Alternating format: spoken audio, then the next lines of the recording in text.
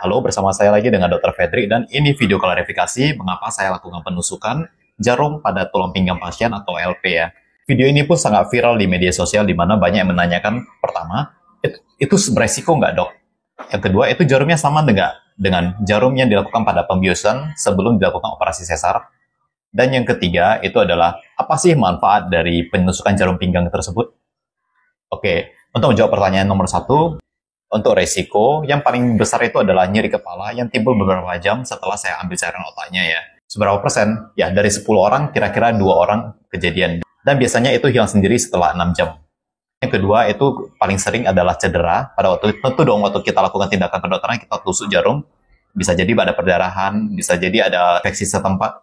Tetapi dengan protokol yang bagus dan sesuai SOP, kita bisa hindari dari resiko tersebut lah ya. Untuk kematian yang diakibatkan oleh penusukan jarum tersebut itu bisa terjadi, tetapi hanya sedikit lah ya.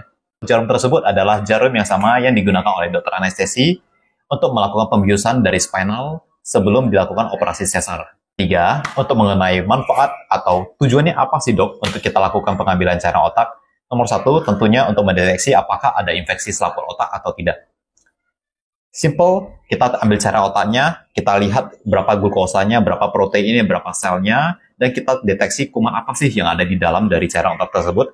Kedapatan kumannya apa, maka obat yang masuk pun akan sesuai dengan kuman yang sudah kita dapatkan. Dan yang kedua adalah untuk mendeteksi beberapa kelainan autoimun, multiple sclerosis, GBS, di mana orang yang kebas-kebas, sampai lumpuh total, itu kita bisa deteksi dengan pemeriksaan dari cairan otak ini. Yang ketiga, sebagai fungsi liquid biopsy, di mana kita lakukan ambil pengambilan cairan otak, kita kirim sampelnya, kedapatan itu ada potensi keganasan atau cancer nggak? Kan tahu dong, beberapa dari kalian sudah mengomentari mengenai leukemia. Pada waktu kasus leukemia, itu sering terjadi dari infiltrasi tulang belakang, yang sama sekali tidak diharapkan oleh semua dokter anak. Jadi, jarum tersebut ditusukkan ke rongga yang berisi cairan tersebut, dipastikan dulu sudah masuk ke dalam rongga tersebut, lalu dipush obatnya ke dalam, untuk mencegah dari penyebaran dari leukemia. Artinya, selain dari pemeriksaan, tindakan ini bisa juga sebagai terapeutik atau pengobatan ya. Yang terakhir, itu penelitiannya sangat lagi berkembang untuk mendeteksi demensia. Tahu kan, gangguan-gangguan atau lupa memori, lupa ingatan, lupa anak, dan lupa semuanya. Demensia Alzheimer. Beberapa tahun sebelum timbulnya gejala klinis berupa lupa ingatan, itu sudah bisa dideteksi gimana kandungan beta amyloidnya, gimana tahu proteinnya di dalam cairan otak tersebut.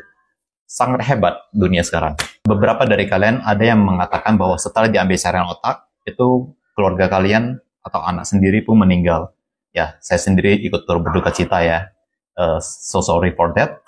Tetapi yang saya klarifikasi di sini adalah suatu kebenaran bahwa kemungkinan besar bukan pengambilan cairan otak yang menyebabkan seseorang tersebut meninggal dunia, ataupun terjadi kecacatan pada orang tersebut.